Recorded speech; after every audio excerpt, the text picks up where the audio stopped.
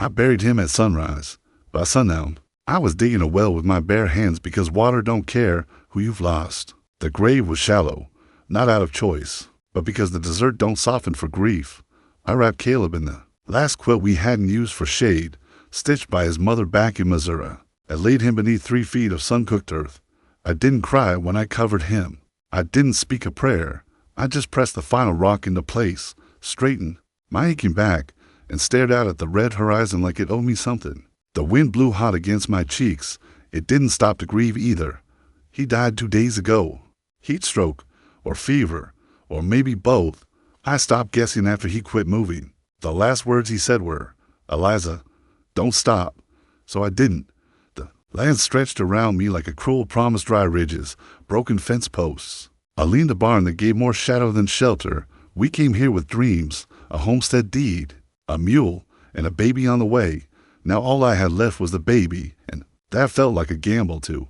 I was 6 months pregnant and alone. Alone in every sense that word could mean. I made my way back to the lean-to and sat on the overturned bucket we used for washing. My back throbbed. My hands were blistered. I stared at the water barrel like it might fill itself out of pity. It didn't.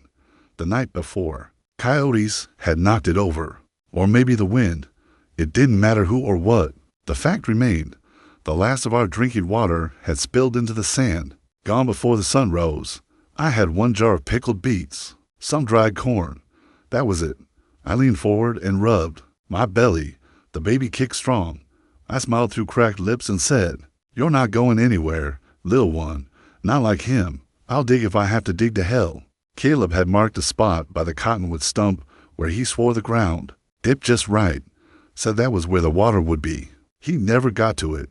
I tied a torn bonnet around my head, slathered my arms in what was left of the lard to keep the sun from flaying me, and grabbed the shovel. I walked slow, every step burned. That stump was 100 yards from the cabin, just past where the mule had collapsed days ago and never got back up. I passed her bones too, half covered in buzzards and sand. I didn't even blink.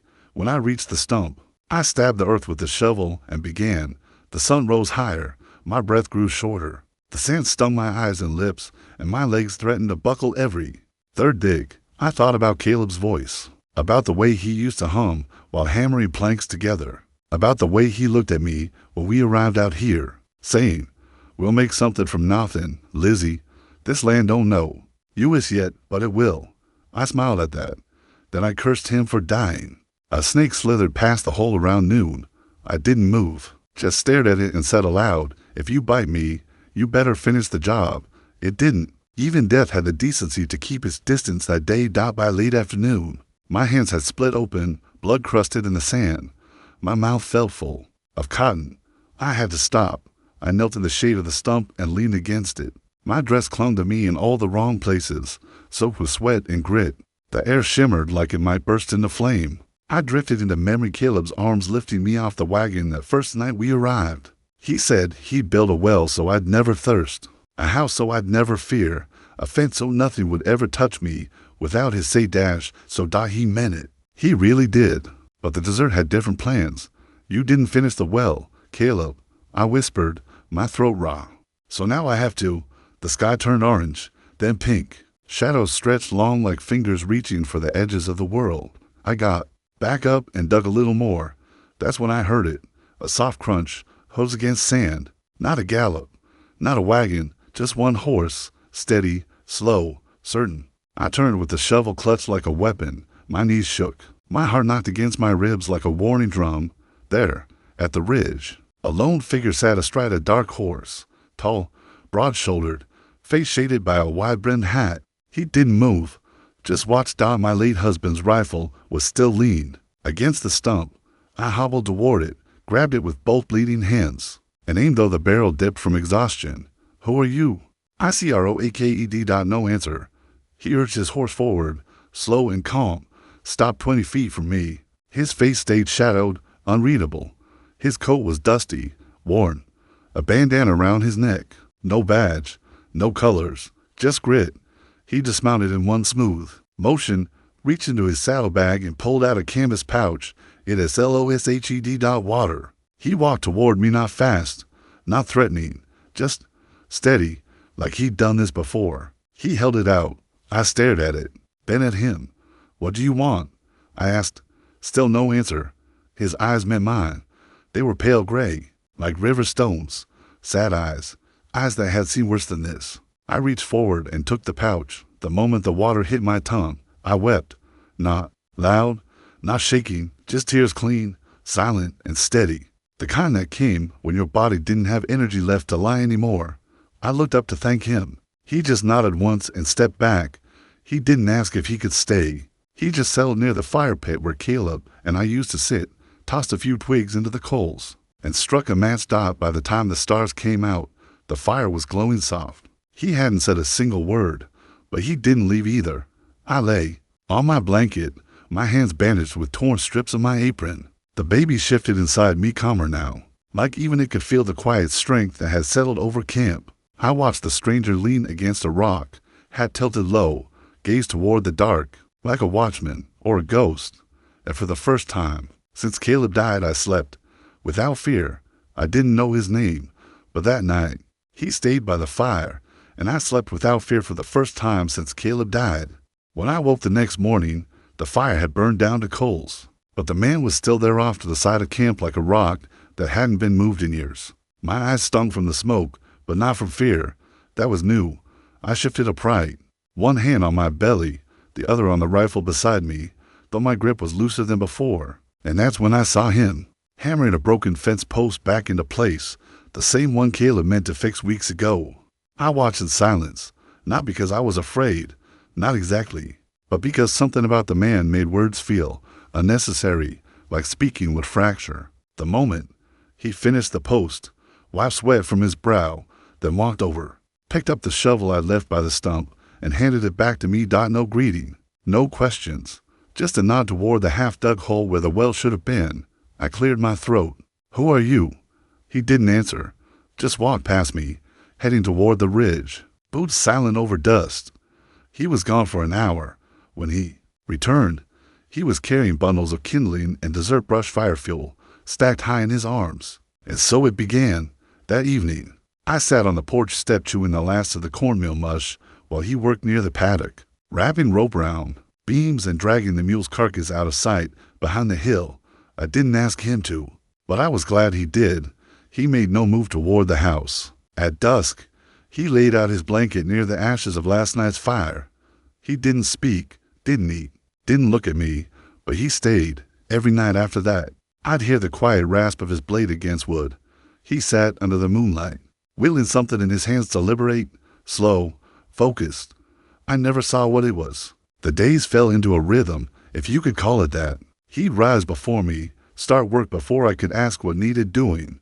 He rebuilt a broken corral, patched a tear in the canvas roof with stitches neater than I'd managed, and stacked firewood so precisely it looked like a sermon in timber. Still, no words. Sometimes I caught him watching me from the distance, expression unreadable, face shadowed beneath that weather-worn hat, not in a hungry way, not even curious, just observing, as though measuring what I was made of. And Lord help me, I was doing the same. I kept the rifle close, always, but the truth was, I was more afraid of being alone again than of him. Some nights I'd lie awake, belly tight with pain or kicks, and I'd wonder, what if he's not real, just something I conjured after too many days of sun and grief? But every morning, his boot prints circled the fire. Every evening, his silhouette carved itself into the dusk. One night, as coyotes howled beyond the ridge, I whispered to the baby in my belly, "He's like a ghost with boots." Then came the rider. I heard him before I saw him, the clatter of hooves, the slurred voice calling, "Harper, you out here still?" I stepped out with my rifle. He was young, maybe 20, but already drunk, eyes glazed, and shirt soaked with sweat. Word is, he slurred, "This land's up for grabs." Thought I'd come see if the widow's still around. His eyes dropped to my belly. He grinned. "Could use a warm place to sleep. Looks like you got room now." I kept the rifle steady, though my hands trembled. "You best keep riding." He laughed, dismounted. "Ain't no law out here, honey, just lonely people and empty beds." Then the sound behind him changed. Another set of footsteps. The rancher. He stepped from the shadows like he'd been waiting there all along. No weapon drawn, no words, just presence. The drunk turned, startled, The rancher didn't flinch, didn't blink, didn't even look angry, just there solid as stone. Calm as death. The rider froze. Something passed between them I didn't catch. Some silent threat not made of words, but of weight. The boy backed off. Ain't worth the trouble. He mounted fast and galloped off into the night. The rancher turned and walked back to camp, just like that. No blood, no noise. But I slept easier that night. The next morning, I made the plates of mush instead of one. He didn't say anything when I set the second one near the stump, where he usually carved. He didn't thank me, just sat down, took off his hat, and ate slowly, methodically. His hair was darker than I expected, graying at the edges. His hands were calloused, but moved with care. After a few bites, I pointed to the branding iron still leaning against his saddle. The initials were scorched into the leather. J. Cole. That your name? I asked. He looked up, paused out, then nodded. Cole, I repeated. That's all. He chewed a moment longer, swallowed, then finally spoke. My wife died digging a well too. That was it. 6 words. But they hit harder than a sermon. I stared at him, at the way his jaw tightened, the way he went quiet again right after like opening his mouth had cost him something. What was her name? I asked softly, but he didn't answer, just stood, tipped his hat, and walked back toward the ridge. That night, the wind shifted, brought cooler air. I watched the flames dance near his boots as he sat cross-legged by the fire, carving again. I still hadn't seen what he was making. Didn't matter. He was making something, and that meant he wasn't done with the world yet.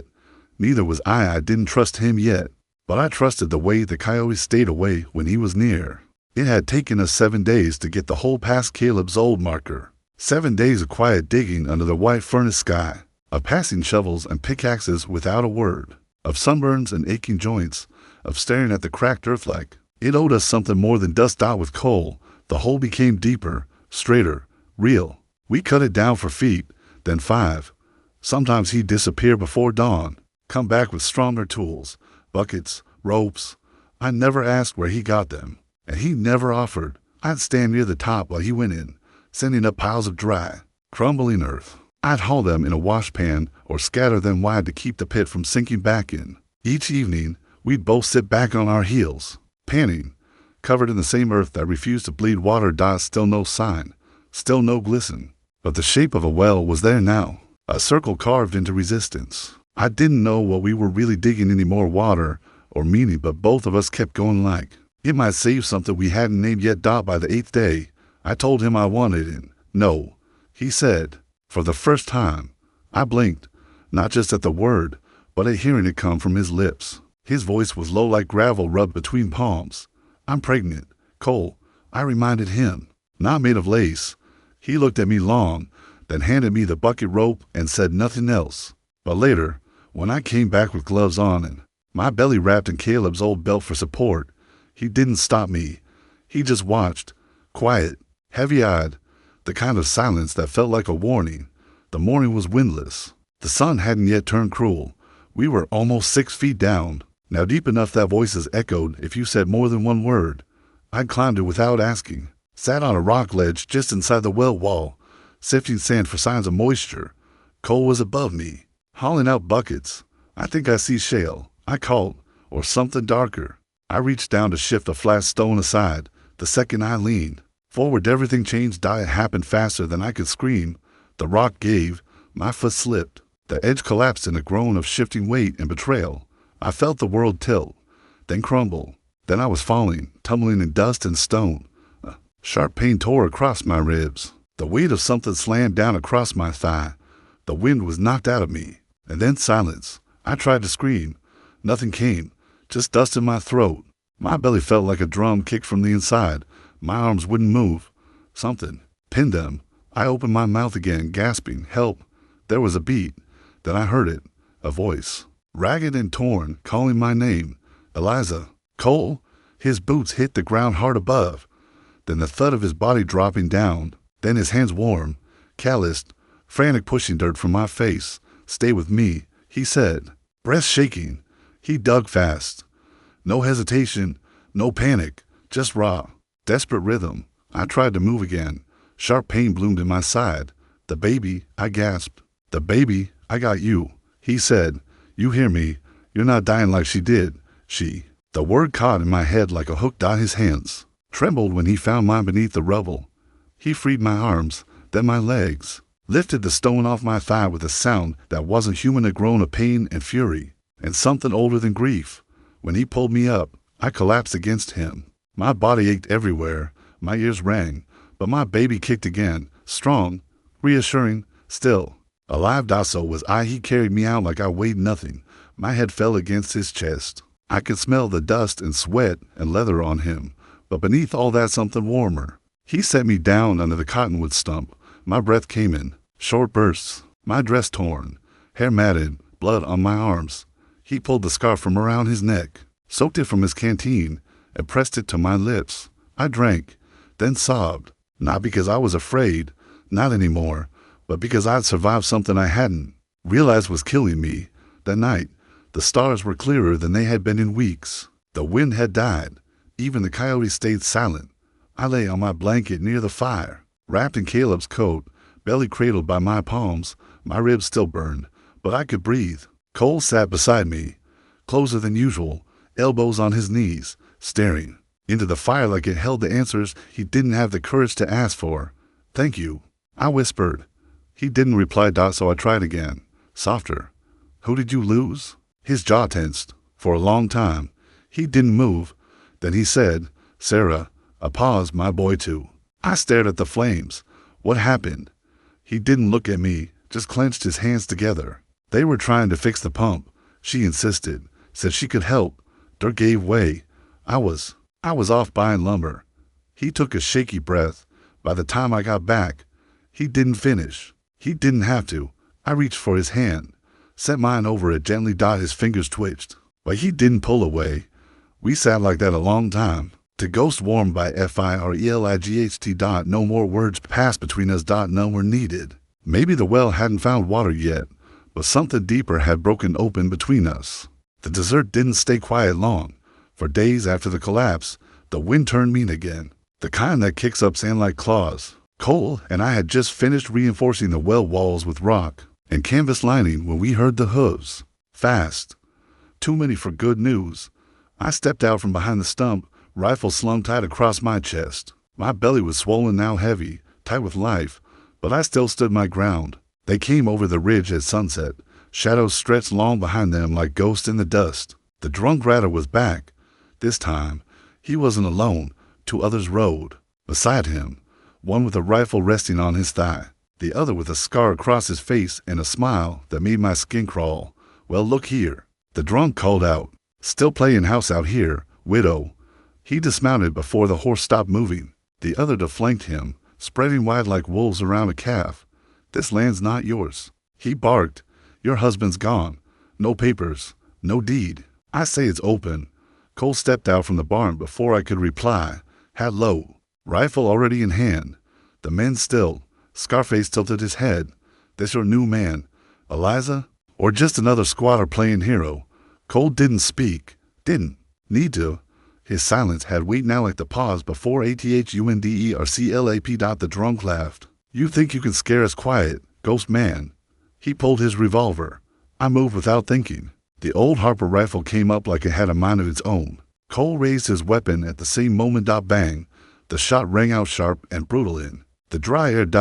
One of the riders fell sideways off his horse, hit clean through the chest. Dust puffed where he landed. Scarface up behind the stump. The drunk ducked and fired toward the cabin, splintering the doorframe inches from my shoulder. I didn't flinch, just sighted down the barrel and squeezed. The bullet grazed his shoulder. He screamed, dropped his gun.